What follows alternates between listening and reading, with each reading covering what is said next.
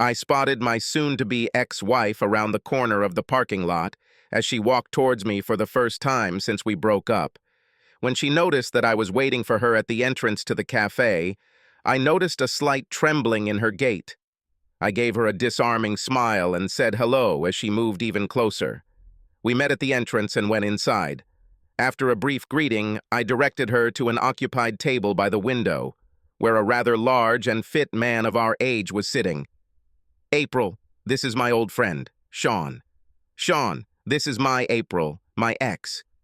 They both said hello as I pulled April's chair over to face the window so she sat opposite Sean, giving me the view straight ahead.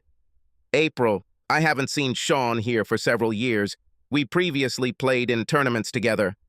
We've kinda lost touch, and recently I had reason to reach out to him, as friends should, because something happened that I believe requires his attention." Sean nodded, but other than the previous greeting, he remained silent. "Thanks for coming, April," I continued. "You mentioned several times that you wanted us to remain friends after you found the new love of your life. I have my doubts, but circumstances, including my meeting with Sean today, prompted me to try to see how this might work. I'm still incredibly angry about what happened, but it is what it is, and if you can avoid talking about it or our past, we can see if there's anything here that could help continue the friendship. Carl, I'm sorry that everything turned out the way it did, but—" April began, but I interrupted her with a gesture for her to stop. "Please stop, April," I objected. "We're not here to make memories, and talking about it won't make me any more open to friendship." I smiled, trying to lighten the situation. "Besides, Sean probably doesn't want to be involved in that kind of discussion either. He already has enough worries. I did invite him to sit with us until his wife was ready for him to join her. So, April, how are you doing?" April's initial frown turned to a smile at the question. She lost most of our mutual friends when she solemnly dumped me and moved in with her significant other.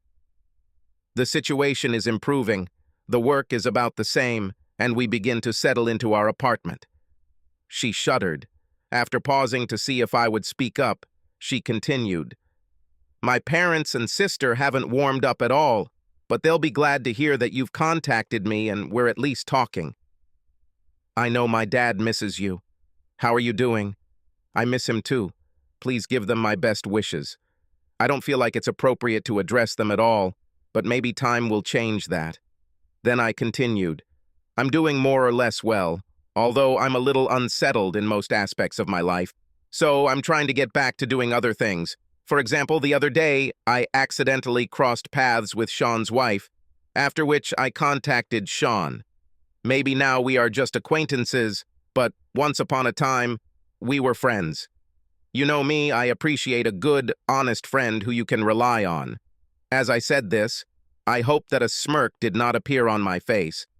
Suddenly, Sean spoke. "Yes, although a few years ago we kinda lost touch with Carl, and I'm sorry for that, but this often happens as we dissolve into our families.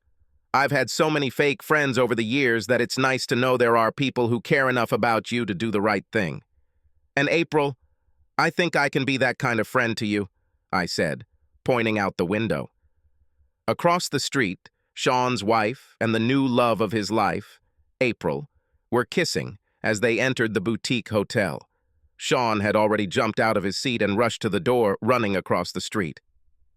I don't think Sean and soulmate, the love of April's life, can ever be friends.